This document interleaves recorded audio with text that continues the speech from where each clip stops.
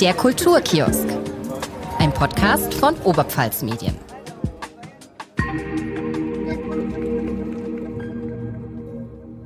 Servus zusammen beim Kulturkiosk. Ich bin die Maria. Heute zu Gast bei mir ist der Filmemacher Adam Fried. Wohnt seit 2019 in Regensburg. Aufgewachsen ist er in einem Vorort von Chicago. Erst kürzlich hat er 2 Filme produziert, die beide in Regensburg spielen und da auch gedreht wurden. Einmal gibt es den Kurzfilm The Walk, in dem er die Nazi-Vergangenheit Regensburg zum Thema gemacht hat. Man sieht ihn da 10 Minuten lang mit seinem Hund durch die Straße laufen, von Stolperstein zu Stolperstein, vorbei an jüdischen Grabsteinen, die in mittelalterlichen Gebäuden eingelassen sind und unter anderem vorbei am Kolosseum, das unter den Nazis als KZ-Außenlager von Flossenbürg genutzt worden war. Auch in seinem aktuellen Film Everything's Kosher thematisiert er sein jüdisch sein in Regensburg. Für einen Tag hat er da einen Feinkostladen eröffnet, einen Deli, und einen Film drüber gedreht. Und genau darüber und natürlich über noch viel mehr möchte ich jetzt mit ihm sprechen. Hi Adam, it's so nice to have you. Hallo, und es tut mir leid, ich spreche ein bisschen Deutsch. Nur Englisch. Would you like to give a short introduction to yourself? Who are you? Sure. My name is Adam Fried, and I've been living in Germany for about 6 years now. And I greatly apologize for not learning more German. I speak a little bit. However, when I was learning, I'll use the excuse of there was COVID, shut down the school, and the last thing I wanted to do was sit home by myself learning. Yes. Sit home by myself studying German. Yeah. Okay. I regret that. I should have, because I do want to start learning more. But yeah, that's my situation. And yeah, so I've been living in the beautiful city of Regensburg for about 6 years. I have a young daughter. And I decided to make a few films about my experiences. And that's why we're here today, I guess. How did you end up in Regensburg? You were born outside of Chicago? How come? All right. There was a long story that got me to Regensburg. I'll keep it short. I was born in Livingston, New Jersey, which is right outside of New York City. Ah, okay. And when I was very young, 1 year old, my family moved to Chicago. Mm-hmm. So I was in Chicago my whole life, went to a university in Chicago, grew up there, and after university was working in the city of Chicago, and I've always liked moving around, okay? So one of the greatest things I ever did was when I turned 30, I moved from Chicago to California, and that taught me that I can move somewhere and meet new people and enjoy it. So I've always liked traveling. And then about 6 or 7 years ago, I was vacationing on a vacation in Europe, and I met my ex-wife on the side of the river, the Isar River in Munich. Oh, okay. Okay. So I met her, and it was love at first sight. And when the first 15 minutes, I said, you know what? I'm going to marry that girl. Oh, wow. Flash forward 6 months later, we are married, living in the U.S., and that's when we got to know each other. And then, again, long story short, we decided to try to have a child. And we got pregnant. And basically, we decided, you know what? I have a very small family. Let's move back to Germany, where she was from. Her family grew up in Kielheim. Mm-hmm. Yeah. So they're from Kielheim. And her friends and family were in Kielheim and Regensburg. She has family there. So we decided to try to raise our daughter there, and that's how I ended up there. And you're still there. I'm still there. Within the first year, we actually decided to get divorced, but we didn't know each other that well. But it's a good ending because we're good friends. We take care of our daughter, and that was a big thing for me. I decided my father left my family when I was young. And I said, I can't do that to her. Mm-hmm. So that's why I'm still in Regensburg. Mm-hmm. And that's what brought up things about wanting to make films about Regensburg and my experiences. Mm-hmm. When you decided to move to Germany, was there any hesitation because of the fact you have Jewish roots? Did you think about that, or a little bit, but it wasn't a big, it wasn't a big problem for me at the time. I felt very, I feel as a Jewish person, and we can get into this later, I feel safe, in Germany. But there was a little culture shock. Okay. And when I was living in the old town in Regensburg, and one of the first times I saw a Stoppelsteine, and I said, "What's that?" Yeah. And again, I grew up Jewish. I'd never seen those. So my wife at the time pointed them out to me, and I would take pictures of them, and I would go home and research. Why is it there? Why was the family there? What happened to them? And that's interesting because I used to like to run, so I would run all through the city. And after a few months, you know where all of these things are, and when you start to research them, and you find out the stories, you can't forget them. So I would be walking down the street and I would say, oh, there's the Brandis family over there, or the Hahn family over there, what happened? Or right outside my front door was a stone for Simon Oberdorfer. And he was a Jewish businessman who built one of the world's first velodromes in Regensburg. Oh, wow. Yeah. So every day I'd walk out my front door with my dog and I'd say hi to Simon, his wife, and his brother-in-law, who all perished, during the war. So, and growing up Jewish, we learn about the Holocaust, but when you live here as a Jewish person, it's much different. Like one of the streets, again, right close to me, where one of my favorite Italian delis is on, and that is the street where Kristallnacht actually happened. Kristallnacht, yes. Or one of the streets in the city that the Jewish businesses were vandalized and destroyed, and some of the people were sent to Dachau. And it was really fascinating for me. So the more I would find out these stories, it started to build a vision in my head of how I needed to share this information. Because like I said, all the people back in the US, it's like a world apart. So that's how I kind of came up with, I kind of got the itching to make some documentary films. And that's kind of what got me into this thing. How did you know to make a film? Well, good question.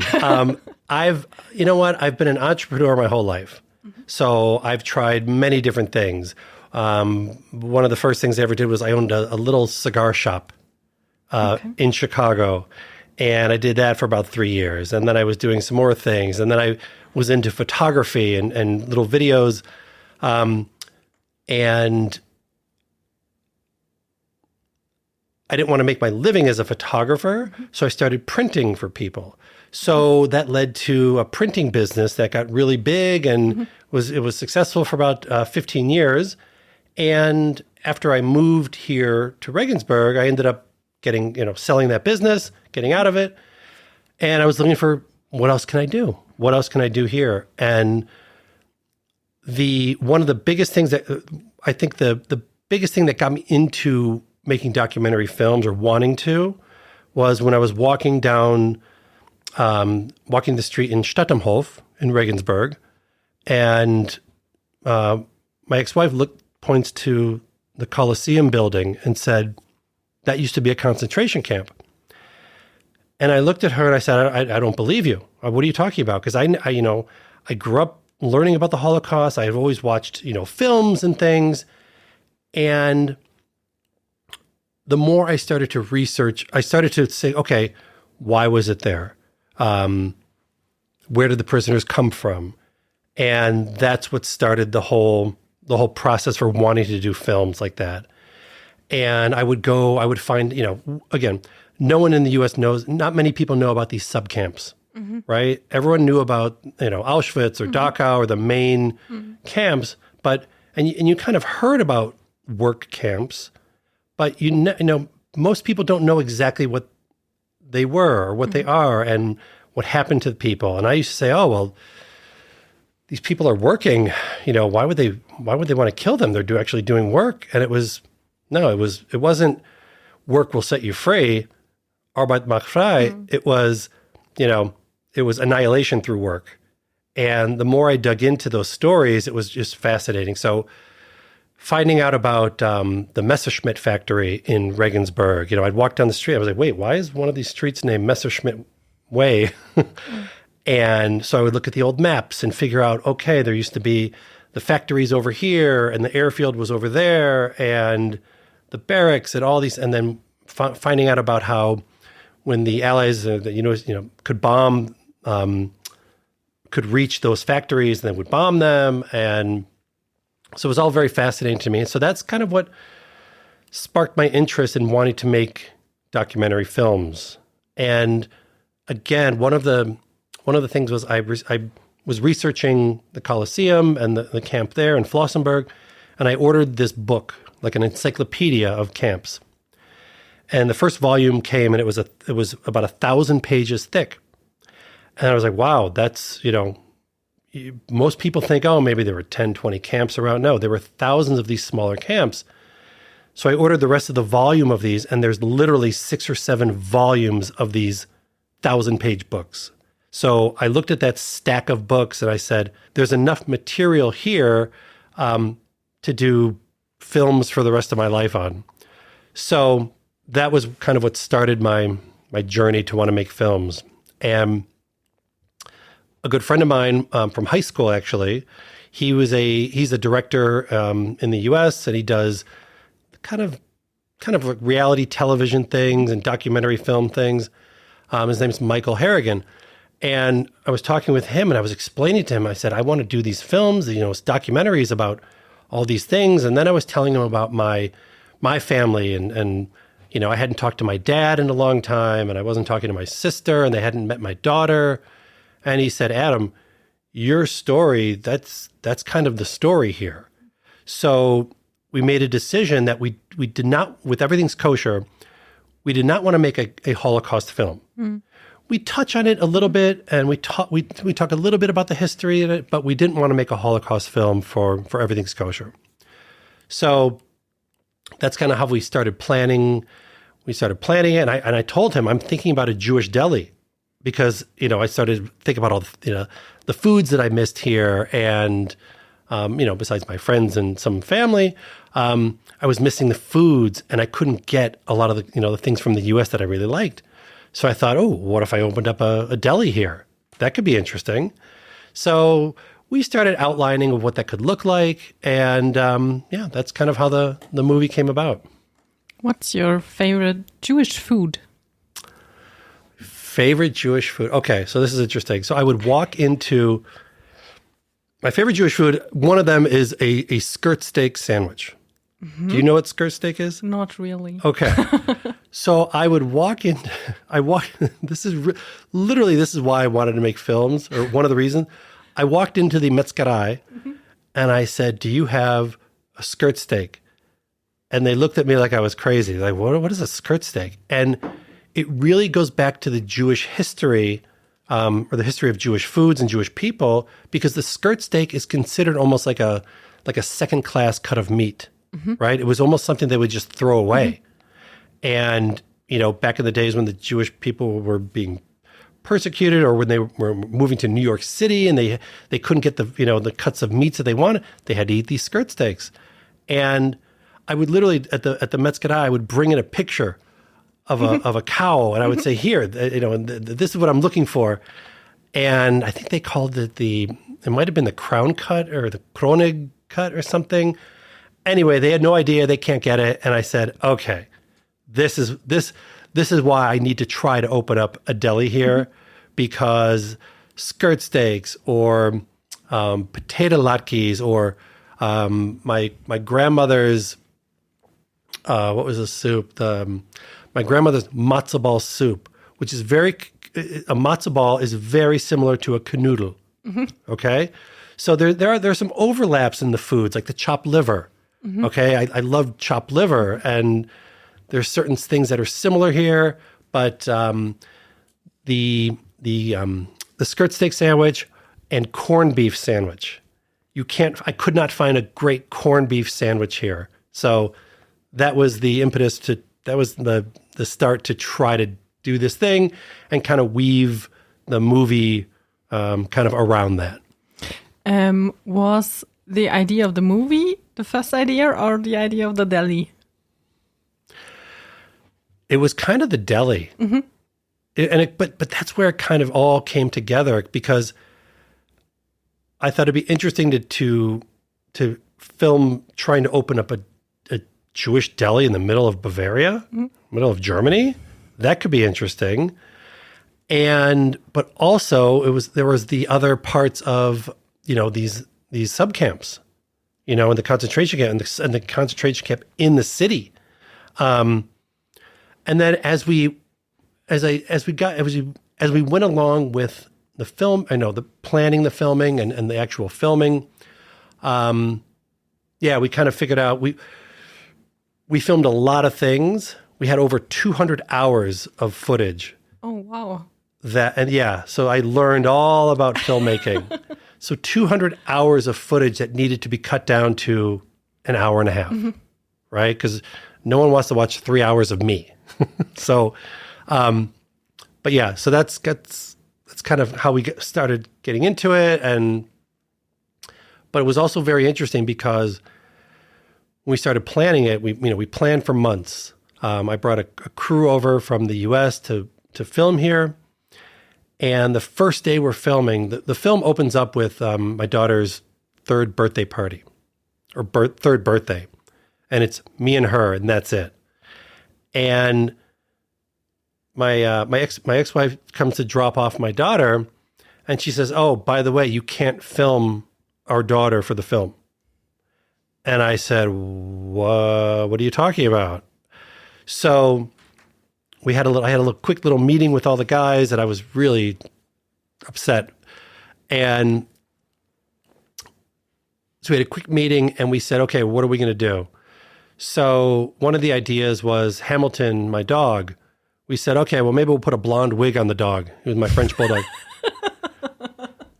So literally that was an idea that I was like, well, we could put a blonde wig and I'll carry him around. So, kind of pretend. But then we said, okay, well, let's just start filming. And look, if she doesn't want to be filmed or we can't film it, we won't.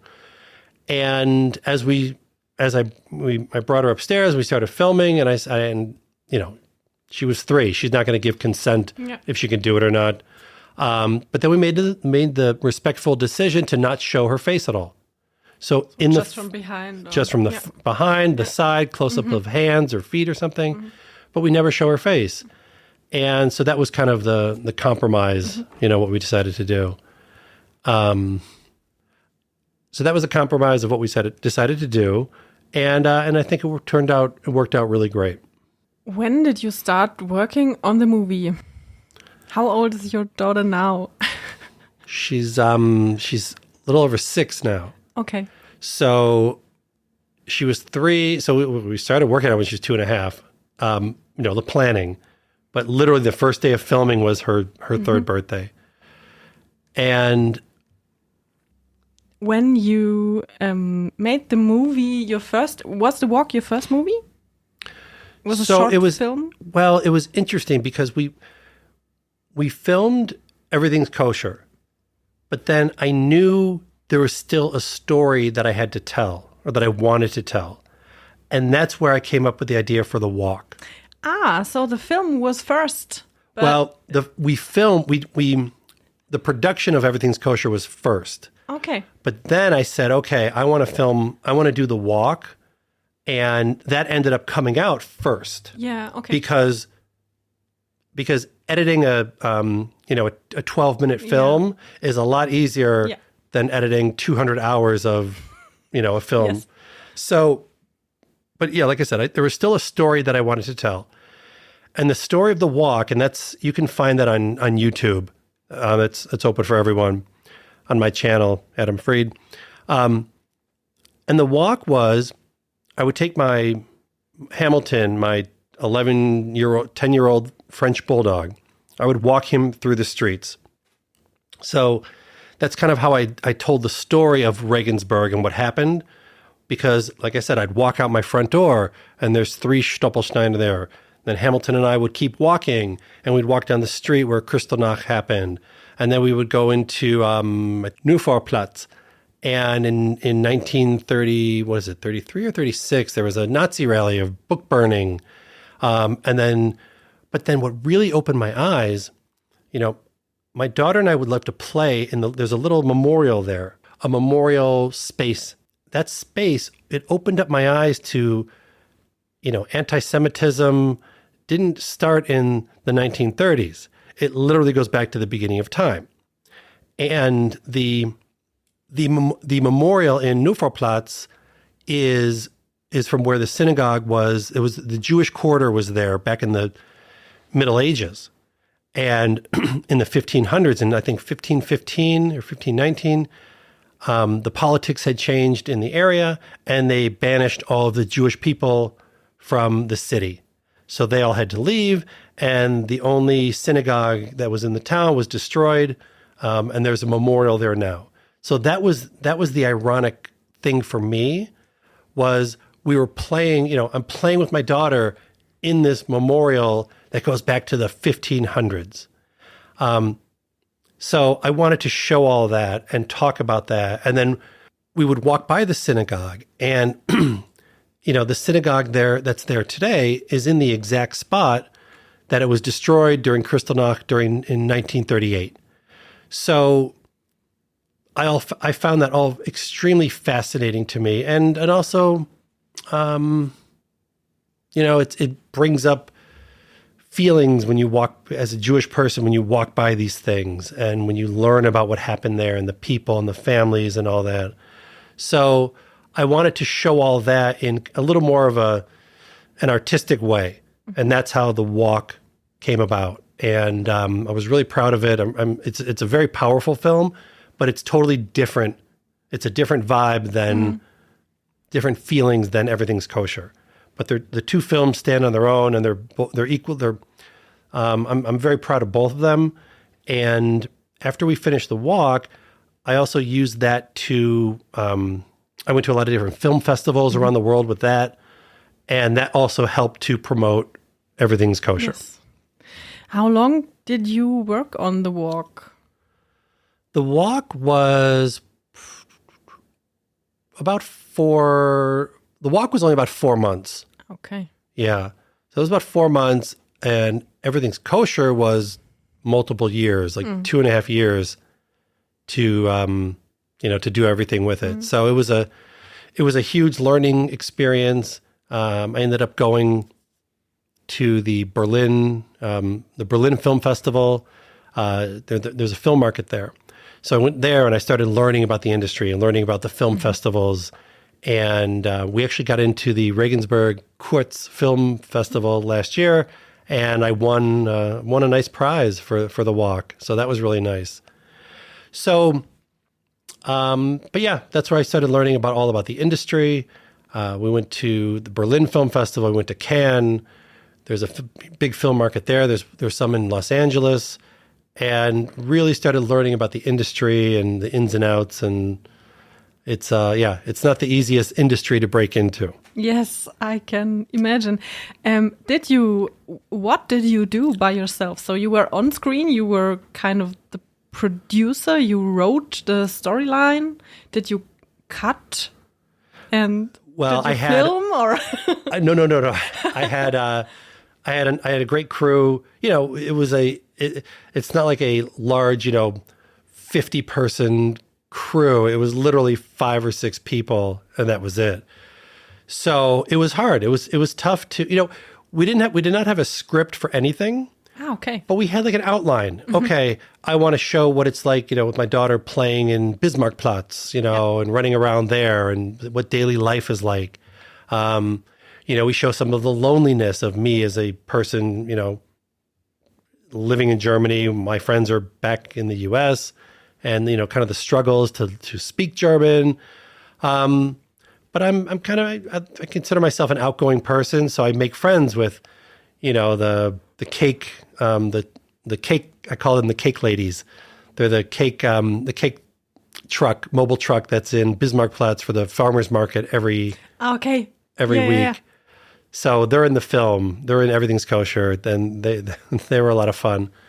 So, but yeah, I wanted to show a lot of my daily life and the people I've met in the city and people who helped me. There's a great scene with I think his name's it's Christian, who owns a wine shop in Regensburg, and like just spontaneously, I'm throwing away bottles. There's a scene in the film that talks about even the recycling in Germany compared to the U.S. In the U.S., you throw everything in one can and you say goodbye.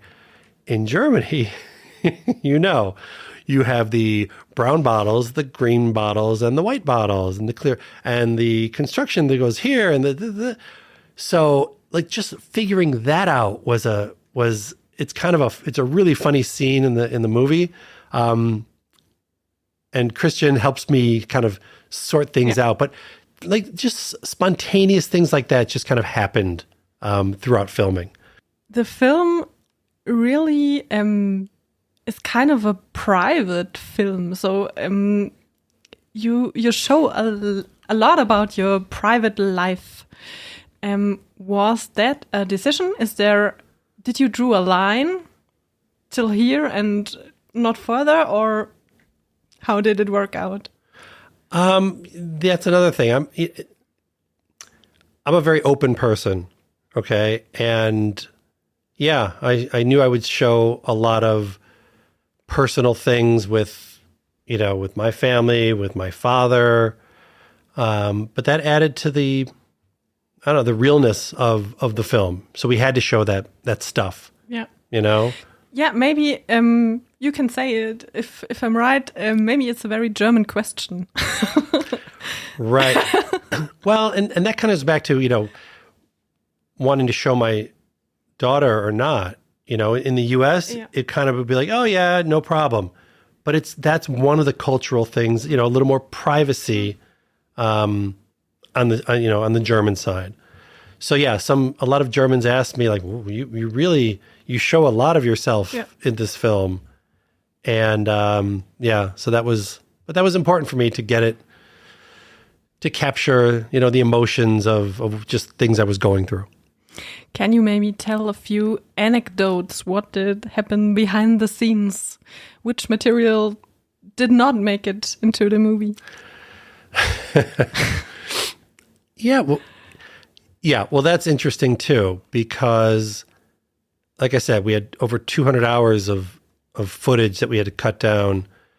And there was the original title for the film was one of the original titles was The Only Jew in Germany. Oh, okay, yeah.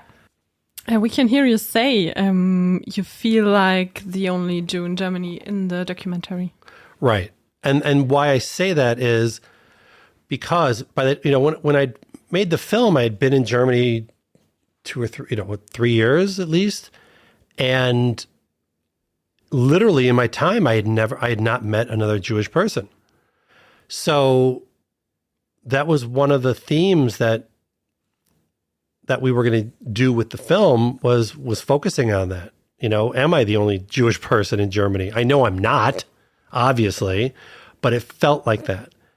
And that was something, that was a theme that I kind of had to deal with and overcome if I was going to stay in Germany. Mm-hmm. Because that was like I said, in the movie, the main thing part of the main thing of the movie is, my father leaving our family and how I dealt with that, and how given, a Jewish feeling, like a Jewish person feeling a little bit alone and being, quote, kind of stuck in Germany. And I say if I ever said I was stuck, it was because I can't leave my daughter. I'm not going to leave her. So I have to figure out how to reconcile with my feelings of living here, especially walking down the streets that the bad things from the war happened, there. So, but when we were editing the film, when you edit a film, you might take 200 hours and it gets down to maybe, let's call it 3 hours. And even that is way too long. So you start cutting out more and more and more. And then at one point we were down to about 2 hours. And then we started showing it to a few people. And honestly, there was too much stuff going on because it was too difficult to have a film that shows all that history of Regensburg, but then dealing with my family and then dealing with a deli. It was too much. So we took out. There was a scene that we actually went to the synagogue, and it was actually my first time in the synagogue.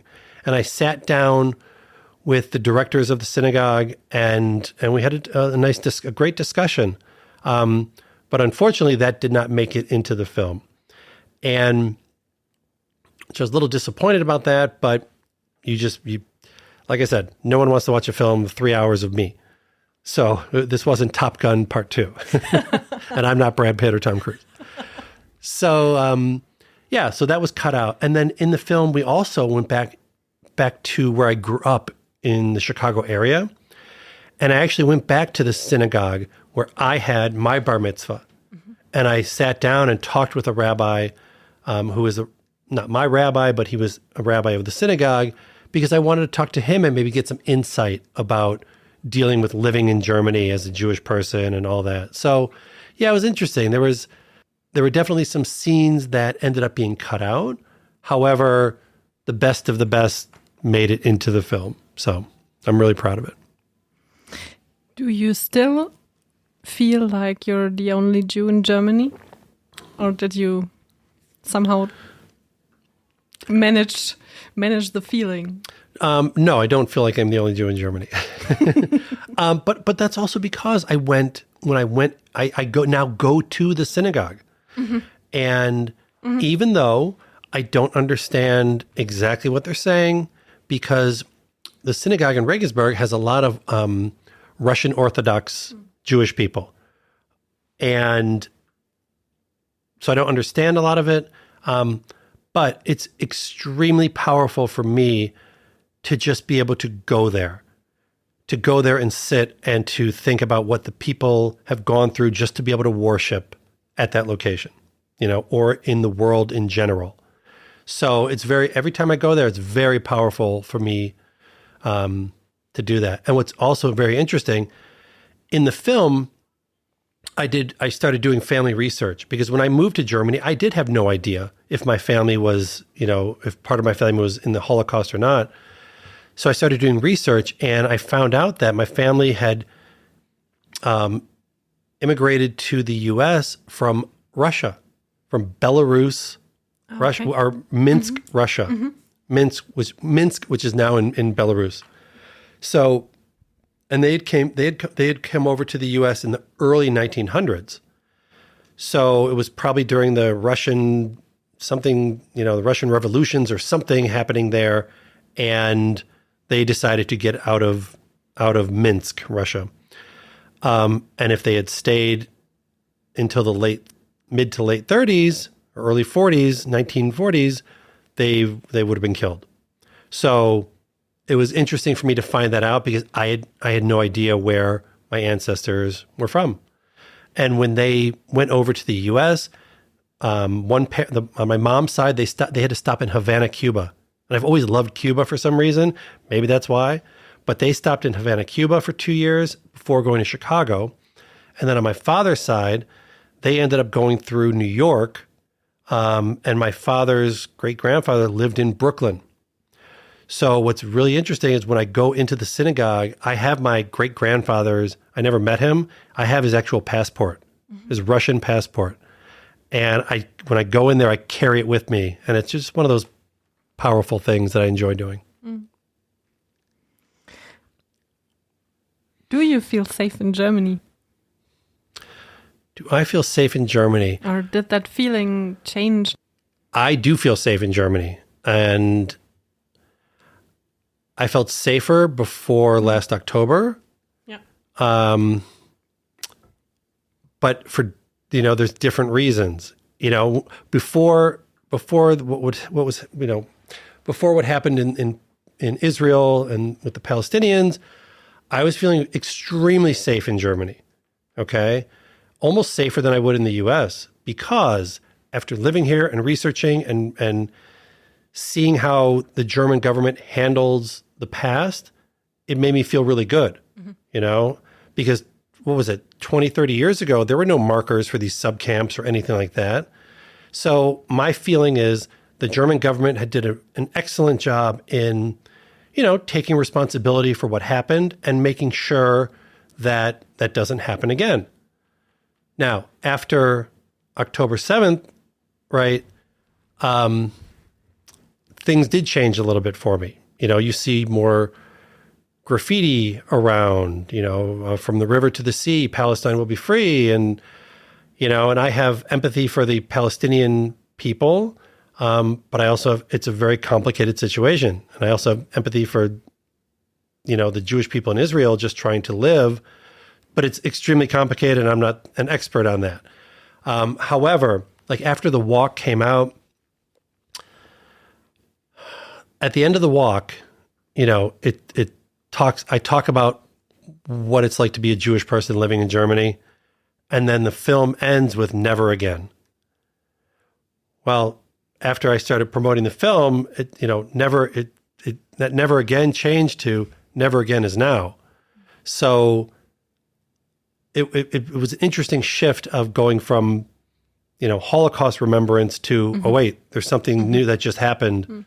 And that amount of, you know, that number of Jewish people have not been killed since the Holocaust in one event. So yeah, it was different. But yes, overall, I really enjoyed living in Germany and I feel very safe here. Do you think the movie or kind of both movies would be now different movies if you made them after 7th October? The Walk for sure. Yeah, The Walk for sure. Yeah, because it's we still have remembrance, obviously, for the Holocaust, but there's a new chapter in the anti-Semitism and struggle with Jewish people. So I absolutely would have had to wanted to put some of that information in there. You just said you're now going to the synagogue in Regensburg. Was that since the film? What was there that made you go there? How religious are you, or is it the feeling? That's a big question, because I talk about it in the film and I lived it. You know, for most of my life, after I had so when I'm 12 or 13, I have a bar mitzvah. And then the same year, my father left. So we kind of stopped going to synagogue, and, you know, the whole Jewish, you have it in your blood, but religion wasn't a big part of my life. But living here, and I talk about this in the walk, living here, it has opened my eyes more, and to be proud of being Jewish again, and to know what the struggle of the Jewish people have gone through. And again, when I moved here, all I could think of was, the 1930s and anti-Semitism back then. But then, oh, wait a minute, the Jewish people in this town were kicked out in the 1500s, for 200, 300 years. And even before that, on the, you look at the dome, the Regensburg Cathedral, and if you know where to look, there's one statue that is, it's literally dates back to like the 1200s, Judensau. And that, that's, again, that really, really opened my eyes to, anti-Semitism going back to, it's literally the beginning of time. So, yeah, it's interesting. But so I've definitely, in the past few years, I've gone to the synagogue 100% more times than before I made the movie. And yeah, there's something that draws me to it. I enjoy going there. Like I said, even though I can't communicate with most of the people there, it's very powerful to be there. In the film, we can meet your daughter. What do you teach her about her Jewish roots? Well, she's definitely, too young to learn about a lot of things. But there's small things that I grew up with, like lighting the menorah, at Hanukkah time. And the menorah there's 8 candles, and for the 8 nights of Hanukkah, that as Jewish people were leaving Egypt, I believe, and they had enough oil for one day, and that ended up at, there's a story of Hanukkah lasting for 8 nights. And the funniest thing was the first time I tried to light the candles with her. Well, first I was singing the Hanukkah songs that I know, there's Baruch Atah Adonai, and I'm singing the song, and she puts her hands over her ears, and she says, Papa, stop, Papa, stop. It's really funny. And then I have her help light the candles, which is this really special, tradition. So I'm lighting these candles, and she was about 4 years old at the time. What does she start to do? She starts to blow them out. And I said, no, you can't, you're not supposed to blow them out. You let these burn, but she didn't get that. So I've started to incorporate some Jewish traditions. But as she gets older, obviously, then I'll be teaching her more of that. Your film is to be shown in Flossenbürg on the 24th of April. How do you feel about that? Have you been to Flossenbürg? And what does that feel like to have your film shown there? It's really interesting because I don't know if I would say it's hard to say I'm excited, but I'm proud. I'm really proud that it's being shown there. And I have been to Flossenbürg. And the first time I went, it was because when I was researching, I said, okay, the subcamp in Regensburg, what happened? How did they get there? And they said, they were prisoners from Flossenbürg. I said, Flossenbürg? I've never heard of that. So I had to go research. So I drove out there, and it was a beautiful fall day, and I was walking around by myself, and it was really powerful because, again, I had never heard of it. And anytime you walk around an ex-camp, it's really powerful. So, but I am extremely proud that, for the 80th anniversary, they chose my film to show and to talk. So I'm really excited. I am proud and excited about it. And I just wish there were more people from my, friends and family from the US who could come over and experience it, with me. So, but I've been back a few times, and it's a powerful place to visit. And one of the things that struck me, I remember the first time I drove out there, was just how, like you get off the highway and it's another, 15 or 20 minutes to get there. And I just think, what was that, 80 years ago, there's even less roads, obviously. And unless you lived right around there, you would never know what happened there. So maybe not. Yeah, that's... I ask myself these questions a lot because it's kind of my heritage. I wasn't born like centuries ago, but you could have known if you would not close your eyes. I think so. But yeah. Well, and that's very interesting, but also, I look at what's happening in the US now. And last week I was in the US, and there was a protest going on in New York City down Fifth Avenue. And I went there, and I walked down the street with tens of thousands of protesters. And during that, I felt proud. I felt like, okay, this is interesting that you have the freedom to be able to do this with no repercussions. But at the same time, I think about, okay, 80 years ago, if you were to, go against the regime or the government at the time, you might have ended up in Flossenburg. So it was really it was powerful for me to be able to it was powerful to be able to experience it, and also to know, to think back, okay, this is why we have our freedoms, freedom of speech, freedom of protest, that kind of thing. So yeah, it was powerful, and I was happy to be able to do it. But I also think, like, okay, if you were living in, the town of Flossenburg at the time, it's very interesting. It's very interesting for me, to think about that. So. You said you visited the USA. Did you just visit New York, or have you been somewhere else? When I go back, I'll go to New York. I go back to Chicago. I go to Ohio.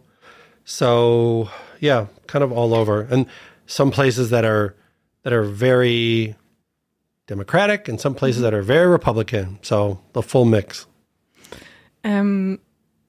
How are the people doing? It's very difficult, just how split everyone is, because you're either 100% on the left or 100% on the right, and there just doesn't seem to be much in the middle anymore. So, and it's just interesting because, most people one-on-one, there's no problem, but you get these, packs of people who think a certain way, and that causes lots of trouble. Yeah. So I think the U.S. is going through a very tough time right now. And you know what, though? And, fingers crossed that in 2 years, and this is the beautiful part of being a democratic nation, in 2 years, there's, certain elections for, Congress, I believe. And then in every 4 years, people have the right to elect a new president. So if that's what they choose, then, or we choose, then that can happen. So that's all we can. So you're hopeful. Yeah, I'm hopeful for it. Because the alternative is there's a lot of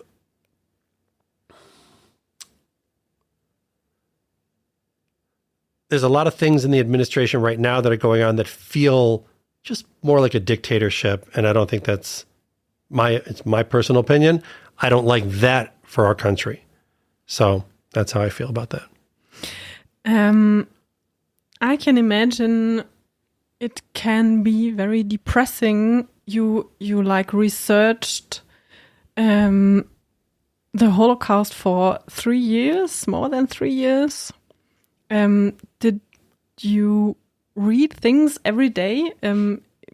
Is human capable of researching that much and not losing your faith? You know what? That's really, really interesting.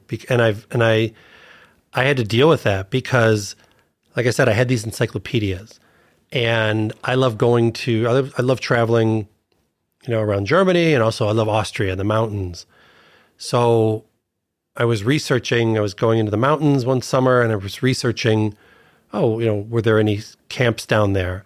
And there was one by Ebensee, it was called. And it was fascinating to me because it was, they would dug out the inside of the mountains there, because after they were going to build the V2 rocket inside of the mountains in Ebensee. And that place just fascinated me because they have I think it's like literally like 60 or 70 kilometers of tunnels inside of these mountains, and you can go into one of them. So one of them is open to the public, and it's, 100, maybe almost 200 meters long and 10 meters or so, 10 or 12 meters high.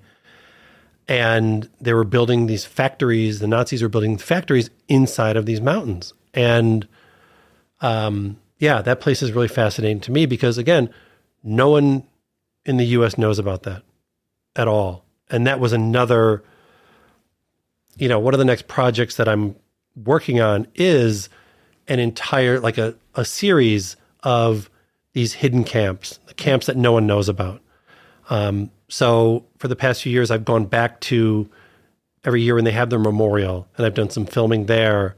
So that's just a part of another documentary series that I'm starting to work on.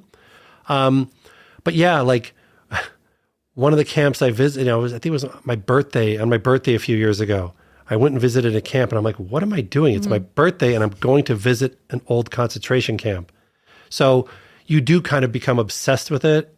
And yeah, when you start seeing reading about the details of what happened at these places, it's kind of a dark rabbit hole to go down. So, but it's people back in the U.S. when they saw the walk, they thought it was really powerful, and they thanked me for doing this, of keeping the history alive. So, and I think that's really important because even today, there are, the Holocaust deniers, and with the internet, getting these groups together, it's crazy. And to them, I tell them, you know what, come visit me in Germany. I'll show you where it happened. And I'll show you the camps that the hidden camps that, you don't know about. Ein paar schnelle Fragen. And you have to decide fast. Let's try apple or banana. Apple. Fast. Oh, sorry, faster. Up. And wait, I'll try to answer in German. Apfel. Ah, very good. Cinema or streaming? Cinema. Hard work or talent? Hard work. Improvising or planning? Improvising. Calendar or no calendar? No calendar. Talking or listening? Talking. Talking or writing? Talking. Talking or filming? Filming. Pastrami or corned beef? Pastrami. On screen or behind the screen? Behind the screen. Research or filming? Filming. Filming or cutting? So. Oof. Editing is actually fun, so cutting. Yeah. Yeah. Okay, we have to talk about that. Message or call? Message. Coffee or tea? Coffee. Sleeping in or getting up early? Sleeping in. Yes, I'm with you. You said like 200 hours of material. It was fun to to go through all that. Are you sure? What I learned was making a film is really, really difficult, and you can have one shot that's amazing, but one shot doesn't make a film. And one of the questions I had when I started doing this was, what's more important, how the film looks or the story? Mm-hmm. And what I realized at the end of this process was the story. The story makes everything because you could film, in this day and age, you have an iPhone that has an amazing 4K HD camera on it, and you can make a film with that. Versus, whether you have a $50,000 camera or a $1,000 camera, it doesn't matter. It's all about the story. And yeah, big thing I learned was making a film is really, really difficult. Der Kulturtipp. Do you have something to recommend to the listeners? Is there a book you read, a film you saw, a band you like, anything? Ooh, it's a lot of good stuff. You know what? So there was a movie that came out earlier this year called The Brutalist, and it won an Oscar. And, when I first heard about it, I thought it was, it'll be a Holocaust film or something. And I didn't want to, and plus it was like over 3 hours long. And I was like, oh, I'm not going to see that. And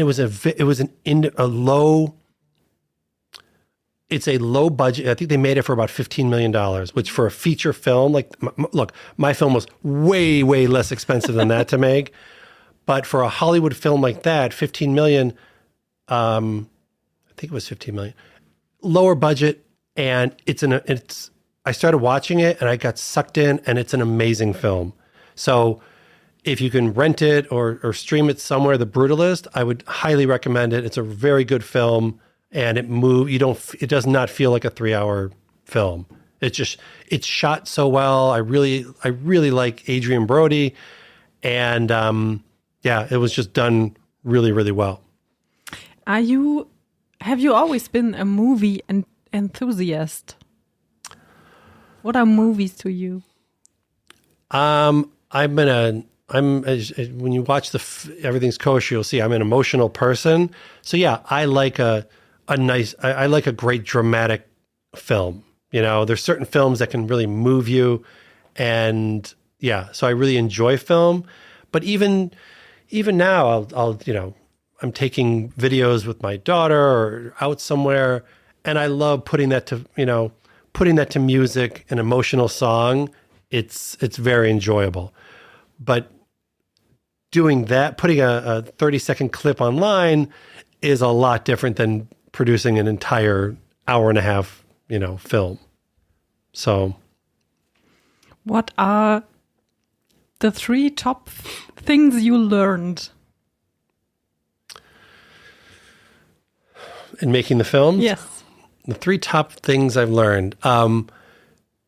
Patience, because things don't happen when you make films. It doesn't happen quickly.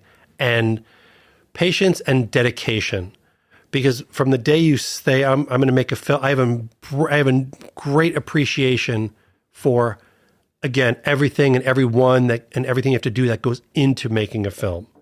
So the dedication, and when a film is not a sprint, it is the longest marathon of your life.